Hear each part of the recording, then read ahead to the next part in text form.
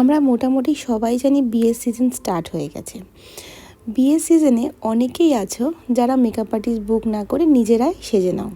তো তাদেরকে বলি, তোমরা যখন নিজেরা সাজবে তোমাদের হেয়ারটা করতে খুব প্রবলেম হয়। তো সবার পক্ষে তো মেকআপ আর্টিস্ট বুক করা সম্ভব হয় না, বা সবাই ডেট স্লটও পায় না। সেই ক্ষেত্রে তারা যে তাদের হেয়ারটা, তারা কি বিয়ে বাড়ি যাবে না তা বলে তারা এরকমভাবে হেয়ারটা করবে। হেয়ারটাকে বান করে নেবে, যে যেরকম হেয়ারস্টাইল করতে চাও বানের ওপর করে নিতে পারো। করার পরে অবশ্যই মাথায় রাখবে যে বানটা করছো ওটা যেন একটু টাইট হয়। হ্যাঁ, বান কিন্তু টাইট না হলে ফ্লাওয়ারটা এইভাবে লাগাতে খুব প্রবলেম হয়ে যাবে।